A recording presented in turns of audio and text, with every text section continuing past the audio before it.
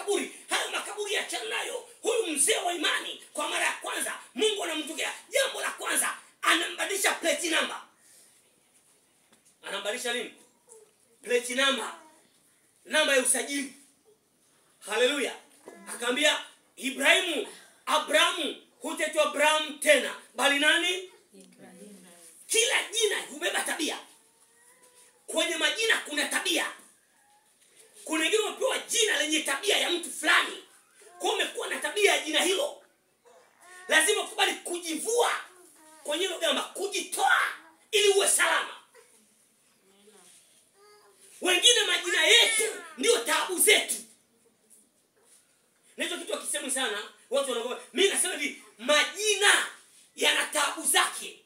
Na tukumbuke Biblia inasema, Mungu anasema ya kwamba nami nawapatiliza wana nini? Maovu ya baba zao hata kizazi cha 3 na cha 4 cha wenye chuki yao. Mungu anapatiliza. Kwenye majina kuna tabia. Jina Yakobo usimpe mtoto wako. Kama umempa mbadilishi akabatizwa upya, maana Yakobo maana yake tapeli. Haleluya. Kwa akasema Abraham, hutaitwa tena Abraham, bali nani? Ibrahim. Sarai, hutaitwa Sarai tena, bali nani? Sara. Akabadilisha. Nisikilize, hata waliokuwa pale Babeli, wakina Shedraki, Meshaki na Abednego walibadilishwa nini? Majina. Maana kwenye majina kuna tabia. Inawezekana tabia uliokuwa nayo ni kwa sababu ya urithi wa jina ulilopewa labda na babu au na bibi. Hilo jina limebeba tabia.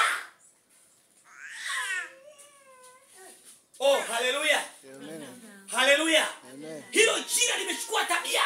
Kwa hata kama ungefanyaje, hata kama ungelia, lisingewezekana mpaka damu ya agano jipya ifanye maangamizi ya tabia jina, ili uvishwe tabia jina mpya.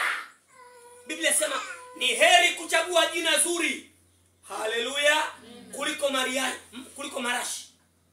Tabia zina tabia, majina tabia zake. Ukiitwa jina lipeleleze, maana inawezekana ukaitwa jina ukaitwa fulani kwa tabia ya bibi yako. Bibi yako alikuwa mchawi na utaloga tu. Labda Yesu akusaidie. Haleluya. Nami nimeona katika siku zangu za ubatili, nimeona tu machunguzi yalisoma, kaona watu wapewa majina wamechukua na tabia. Kwa Mungu baada ya kumtoa Ibrahim sasa kutoka kule Haran na kumbadilisha plate number kumuita Ibrahim baada ya Abraham, sasa Mungu anafanya kazi na Ibrahim. Mungu hawezi kufanya kazi na mtu yeyote ambaye hajabadilishwa.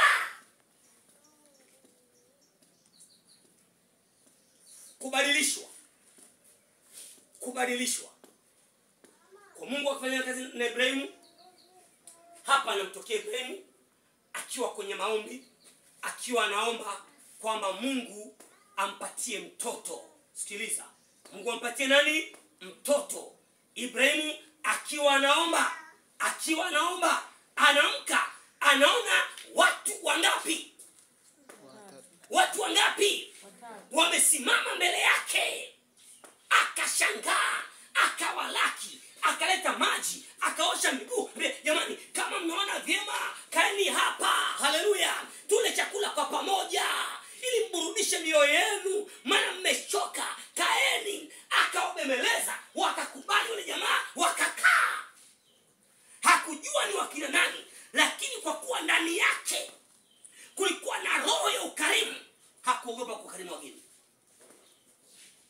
Jina la Bwana libarikiwe. Amina. Haleluya. Amina. Ukiona mgeni kwako, usifiche chakula, toa chote. Maana huwezi kujua huyo anayekuja ni nani. Amina. Sikiliza nikwambie kitu kimoja. Wachoyo hawaingii mbinguni. Wachoyo waingii wapi? Mbinguni. Wape wageni kwanza. Kule Sukumani na kule Umasaini wametushinda.